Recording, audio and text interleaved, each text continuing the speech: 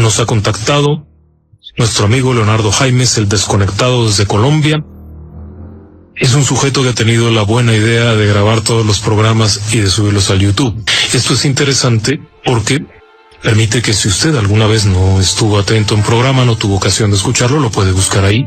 Él ha tenido la paciencia de grabarlos y demás. Tiene su canal en el YouTube, así es que bueno, ahí están algunos programas, puede usted escucharlos. Es un favor que nos ha hecho a lo largo del tiempo y que agradecemos. Y aparentemente, y usted, nos están llamando desde Colombia y nos piden pasar la llamada al aire. Le prometo platicar la experiencia un poco después, pero creo que vale la pena escuchar a nuestros hermanos de Colombia a ver qué tienen. Adelante, por favor, bienvenido. Muy buenas noches. ¿Qué tal? Buenas noches. Adelante, le escuchamos. Gracias, señor Cantelapiedra. Hablas con Leonardo Jaimes, conocido como el Desconectado. Hola, ¿qué tal? Antes que nada quiero expresarle lo grato que ha sido para mí el poder cruzarme con tan buen programa. Es sin duda el mejor de los que escucho.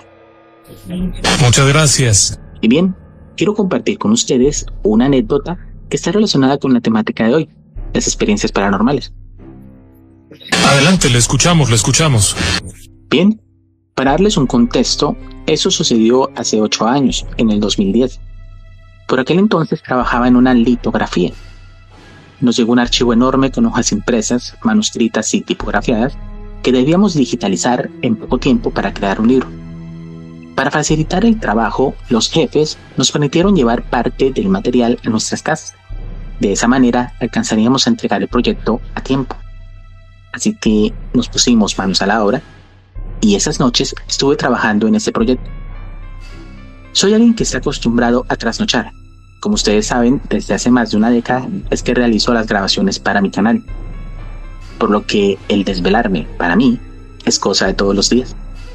Eso sí, mientras trabajo, tengo presente siempre el realizar las respectivas pausas activas. Y fue en una de estas pausas, en específico la que hice a las 3 de la mañana, que ocurrió el evento principal de esta historia. Verán, llegada la hora, me levanté de mi asiento, me estiré y me asomé por la ventana. Me encontraba en un segundo piso con vista a la calle principal, la más transitada del barrio, por lo que, de paso, veía todo lo que ocurría allá afuera. Aunque a esa hora no había nadie. Eso fue hasta que, de repente, apareció una persona deambulando. Y fue ahí cuando todo empezó a tornarse extraño. A esa persona la reconocí de inmediato. Era alguien del barrio. Sin embargo, no se trataba de un residente común y corriente, sino de un reciclador. Uno que se dedicaba a buscar cosas valiosas en la basura para luego venderlas y financiar así sus adicciones. Entenderán ustedes.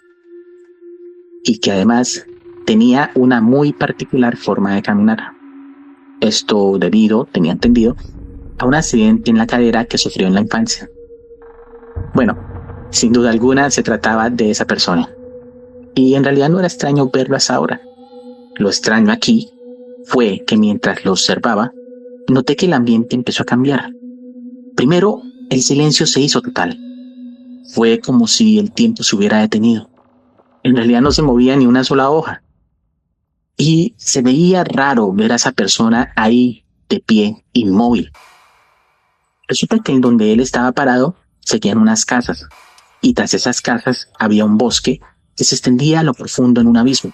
Pues bien, en ese ambiente tan extraño, de ese abismo empezó a surgir neblina, creando, por supuesto, un ambiente muchísimo más tétrico e inquietante. Lo de la neblina, pues bueno, se lo asocia a que se trataba de una zona boscosa, que había humedad y incluso de un riachuelo.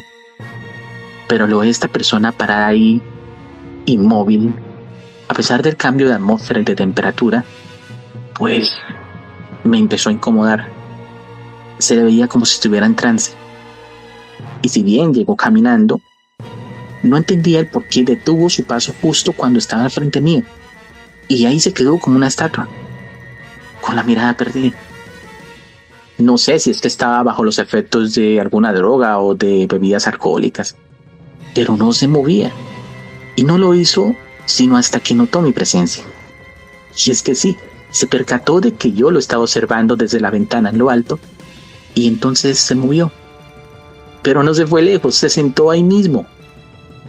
Se acomodó en la acera del frente y permaneció ahí, con la diferencia de que ahora levantó su mirada hacia donde yo estaba y se quedó viéndome. Fue inevitable sostener la mirada por unos instantes a esta persona. Me sentí extraño. Y en ese momento alcancé a notar que a pesar de su estado y de su apariencia tan descuidada, se le veía en el rostro como si estuviera en paz. No relajado, no en algún tipo de viaje alucinógeno o algo así, sino que se le veía en paz, tranquilo. No sé cómo describirlo mejor. Igual no me iba a quedar ahí observándolo por más tiempo, yo tenía que regresar a mi trabajo. El frío se hizo más intenso y pues me dispuse a cerrar mi ventana para regresar a mis labores. Pero de repente el tipo hizo un gesto, uno que me llamó la atención. Se agarró los brazos. Ya saben, este gesto que hacemos cuando tenemos frío, el de abrazarnos a nosotros mismos para tomar calor corporal. Y pues era entendible dadas las circunstancias, estaba haciendo en verdad mucho frío, sumado a que la neblina empezó a cubrirlo todo. Alcancé a notar que esta persona empezó a temblar del frío. Incluso exhalaba para abrigar sus manos y de su aliento se formaba una bruma. Pero bueno, me retiré y esta persona hizo luego una seña de hasta luego y también se retiró del lugar. Bueno, ¿por qué se despidió de mí si ni nos conocíamos? Al final lo último que vi de él fue que avanzó unos cuantos metros y se perdió entre la oscuridad. Y de ahí no supe más. Y bueno, yo tenía que regresar a mi trabajo, así que no le di más importancia a este asunto y me fui. Más o menos una hora después, terminé mis labores y me fui a dormir. Hasta ahí todo normal. La sorpresa vino horas después. Al despertar, en horas de la tarde, había una noticia en el barrio. Al parecer, alguien había fallecido en horas de la madrugada. Tras preguntar por la identidad del difunto, empezaron las sorpresas. La primera fue que se trataba precisamente de la misma persona que yo había visto en la calle en la madrugada. Sí, ese que estaba solo, ese que me sostuvo la mirada, ese que parecía estar en paz, ese que hizo ese gesto de que tenía frío y que luego se despidió de mí, ese mismo. Y entonces pues empecé a especular. Quizás tenía problemas, quizás esperaba a alguien o hizo algo y por eso lo asesinaron, ¿no? Y todo esto debió ocurrir justo después de que él se fue de ahí. Pero no, lo cierto es que no fue así. De hecho, era imposible que hubiera ocurrido así. Porque él, en realidad, nunca estuvo ahí. Y es que a esa hora, a esa misma hora, en realidad él se encontraba en otro lugar. En una clínica, en estado de coma. Él a esa hora estaba dando su último respiro. Así es, él falleció a las 3 de la mañana de ese día en una clínica. Pero yo lo vi a las 3 de la mañana de ese día al frente mío. Resultó que esa persona que había visto en la calle y con la que interactué, en realidad era el espíritu de ese hombre. Porque él falleció en una clínica a esa misma hora y lo que yo vi fue una manifestación de su ser. Su cuerpo físico fue el que murió en la clínica. Ese lugar donde llevaba semanas hospitalizado. Y yo desconocía todo eso. Yo no sabía que él estaba en estado de coma. Eso fue después de caerse por allá de un árbol. Se trepó para bajar los frutos. La rama en la que se subió se dio por su peso. Y bueno, cayó de cabeza e impactó su cráneo directamente con una roca. Él quedó inconsciente, se lo llevaron y estuvo hospitalizado hasta que su cuerpo no pudo más y falleció. Esa persona que vi ahí en la calle, inmóvil, en realidad no estaba ahí. Y fue tan extraño. ¿Y por qué se acercó a despedirse de usted? ¿Lo conocía usted? ¿Lo veía cada noche? ¿Algo similar? La verdad, señor Cantalapiedra, no tengo idea de por qué se despidió de mí. Yo a él solo lo identificaba por ser alguien del barrio y nada más. No lo conocía, nunca tuve tratos con él. De hecho, fue por eso que tampoco sabía sobre el accidente que había tenido al caerse de ese árbol. No sabía que él llevaba varias semanas en estado vegetativo en una clínica. No sabía nada de eso. Y es algo que me dejó una duda enorme. ¿Por qué se acercó a mí? Quizás, no sé, puede que su espíritu estuviera haciendo esto que llaman recoger los pasos.